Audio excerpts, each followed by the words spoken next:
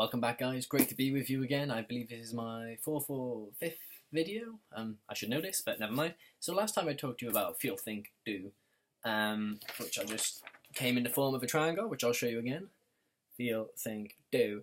And that was basically why we form certain opinions on why we do things, and about basically how to create a well-rounded decision, which I always believe will keep you out of trouble and will actually help you to continuously push yourself forward to make successful decisions. But today what I want to talk to you about is about people in your workplace, in your life, family, love life, relationships and such, and the type of people that you can come across. And it might be, again, quite simple, but something that we don't generally think about. So I've got another triangle because I just love triangles.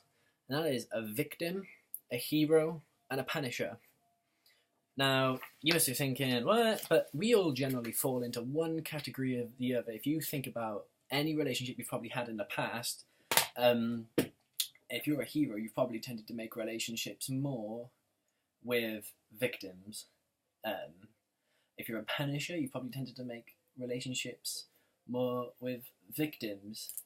And the triangle just goes round and round, really. And that's because how we feel good, how I get my self-worth, for example, if I'm a hero and I'm with a victim, that person will always be in trouble, will always be in need of saving, and I can come to the rescue and be like, I'm here, I've saved you, and I'll feel good for that, and they'll feel good for that because they've been saved, but then they will soon again find themselves in a victim situation which I have to help them with. Or a punisher will feel good by making other people feel bad. And they'll generally make relationships with victims because they can make that person feel bad, and that person will accept it and be like, yeah, you're right, I'm terrible. And they're like, yeah, I told you were terrible.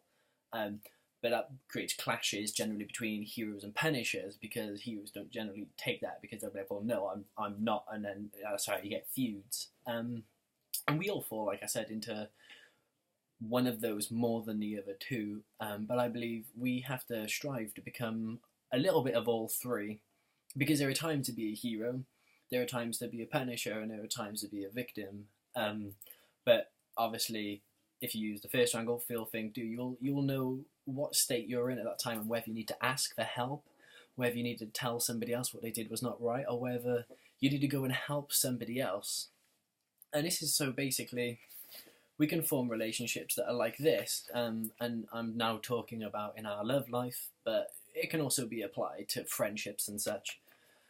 So, if you are a well-rounded person, you got to imagine your relationship to be like, you're like a little flame, and the other person you're with, this could be a friend, or again, like a sexual relationship, or whatever, is like another flame, and you want to come together to create an even bigger flame, so you push each other forward, so you can strive to be more than you are, so you can be, so it's constantly like you got someone backing you, do you know what I mean? So you're not feeding all of your energy into this person and not getting anything back.